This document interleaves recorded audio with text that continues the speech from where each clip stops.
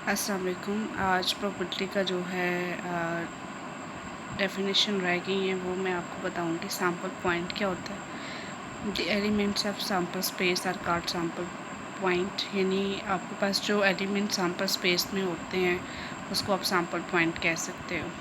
इसके बाद tree diagram है। A tree diagram is a technique that represent that are possible outcomes a random experiment like the branches of a tree if coin are tossed. जैसे कि ये tree diagram की example है।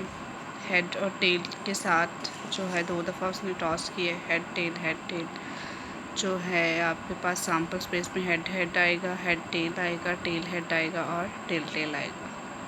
इसके बाद से इवेंट की बात करते हैं। यानी subset of a sample space is called event is sample space is equal to, अगर हम लोग कॉइन को टॉस करते हैं तो हेड टेल होगा सैम्पल स्पेस में और इवेंट हेड होगा या फिर टेल होगा। अगर हम जो है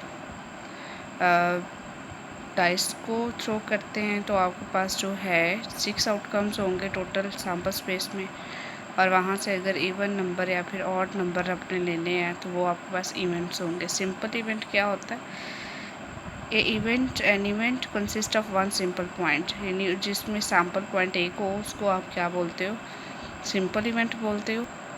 इसी तरह कंपाउंड इवेंट में मोर देन जो है वन सैम्पल पॉइंट होता है। इम्पॉसिबल इवेंट वो होता है जिसमें कोई भी इवेंट एग्जिस्ट नहीं करता। If an event consist of no sample point of sample space is called impossible event, it is denoted by 5। इसके बाद श्योर इवेंट है। If an event of all sample points of sample space is called sure event.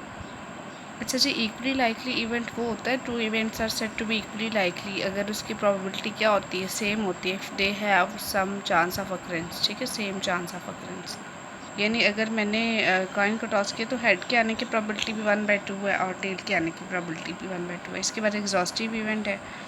Exhaustive event कौन से होते हैं? मैंने sample space S is जो है partitioned into same mutually exclusive exhaustive events such that union of the set is equal to sample space। यानी आप लोग दो इवेंट्स का यूनियन लेते हैं और वो सैम्पल स्पेस के इक्वल आ जाता है तो उसको आप कौन सा इवेंट बोलते हो? Exhaustive event. इसके बाद जो है म्यूचुअली एक्सक्लूसिव इवेंट है। इसको डिसजॉइंट इवेंट भी कहते हैं, जिसमें यानी आपके पास जो है दो इवेंट जो है एक टाइम पे कर नहीं हो सकते। यानी अगर मैंने कॉइन टॉस किया तो या तो हेड आएगा या फिर टेल।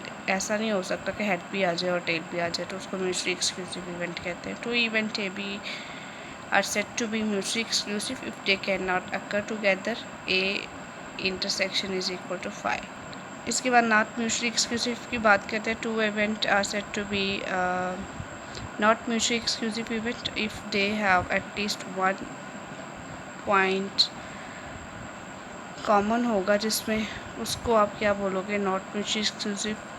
जिसमें जो है अगर आप इंटरसेक्शन ले रहे हो और वो 5 के इक्वल नहीं आता। इंडिपेंडेंट इवेंट है। Two event are A or B said to be independent if they occur of one doesn't effect occurrence of other, ठीक है। जिसके एक अकर होने का जो है इफेक्ट किसी दूसरे इवेंट पे ना हो उसको इंडिपेंडेंट कहते हैं। और डिपेंडेंट जो है, two events A and B are said to be dependent if occurrence of one event affect the other point A।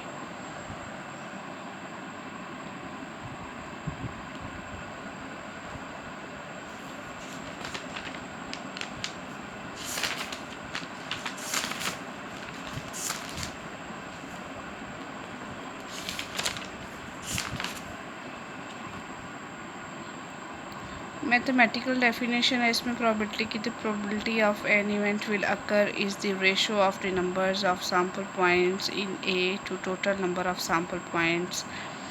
आप लोग क्या करते हो? अकरेंस वेरिएबल को total number of sample points पे डिवाइड कर देते हो। Probability of A is equal to n of A over n of S. अगर हम रेंज ऑफ प्रोबेबिलिटी की बात करें तो प्रोबेबिलिटी की रेंज हमेशा 0 से 1 तक होती है। प्रोबेबिलिटी कभी भी नेगेटिव नहीं होती। Probability of an event lies between 0 to 1। Probability of impossible event is always equal to 0। Probability of sure event is always equal to 1। अच्छा जी, एक क्वेश्चन है व्हेन प्रोबेबिलिटी बिकम नेगेटिव। तो एक बात आपने हमेशा याद रखनी है कि प्रोबेबिलिटी कभी भी नेगेटिव नहीं होती। प्रोबेबिलिटी हमेशा आपके पास पॉजिटिव होती है, क्योंकि उसकी रेंज जो है 0 से लेके 1 तक है। तो रेंज के लिहाज से अगर बात करें तो 0 और 1, अभी आपको मैंने बताया 0 पे आपके पास इम्पॉसिबल इवेंट होगा, यानी एक इम्पॉसिबल इवेंट है तो उसकी प्रोबेबिलिटी 0 के इक्वल होगी, और अगर एक श्योर इवेंट है तो उसकी प्रोबेबिलिटी आपके पास 1 की इक्वल होगी। और ये बात आपने हमेशा याद रखनी है कि प्रोबेबिलिटी कभी भी आंसर नेगेटिव नहीं देती, बल्कि 0 और 1 के दरमियान रेंज में आंसर देती है आपको। ये आपके पास सैम्पल स्पेस है। 2 कॉइन्स को आपने टॉस किया है तो आपके पास जो सैम्पल स्पेस आ रहा है, हेड हेड आ रहा है, हेड टेल आ रहा है, टेल हेड आ रहा है, टेल टेल आ रहा है। यानी पहली दफ़ा टॉस किया तो हेड टेल हुआ, दूसरी दफ़ा किया तो हेड टेल भी हो सकता है, फिर हेड टेल भी हो सकता है। ठीक है, ये आपने सैम्पलिंग पढ़ी होगी, तो उसमें जो है आपने सैम्पल स्पेस बनाना। 3 के साथ कैसे बनेगा? 3 के साथ ऐसे, पहले हेड टेल, फिर हेड के साथ हेड टेल, फिर टेल के साथ हेड टेल, फिर बारी बारी जो है हेड के साथ अलहदा से, टेल के साथ अलहदा से। तो कॉम्बिनेशन आपने ऐसे बनाना है, head head head head head tail, head tail head, head tail tail, tail head head, tail tail head. ठीक है, तो tail head head, tail head tail के साथ, फिर टेल टेल हेड, फिर टेल टेल टेल। तो ऐसे सैम्पल स्पेस आप बनाएंगे। ये कॉइन को टॉस करने के साथ सैम्पल स्पेस बना। इसी तरह अगर आप कॉइन को एक दफ़ा टॉस करते हो तो हेड टेल होता है, और बिल्कुल वैसे ही जैसे आप कॉइन को टॉस करते हो, डाइसिस की बात की जाए तो उसमें 1 2 3 4 5 6 होता है। लेकिन अगर आप 2 टाइम करोगे डाइस को थ्रो, तो उसमें जो है पेयर ऑफ डाइस 1 1 हो सकता है, 1 2 1 3 1 4 1 5 1 6 2 1 2 2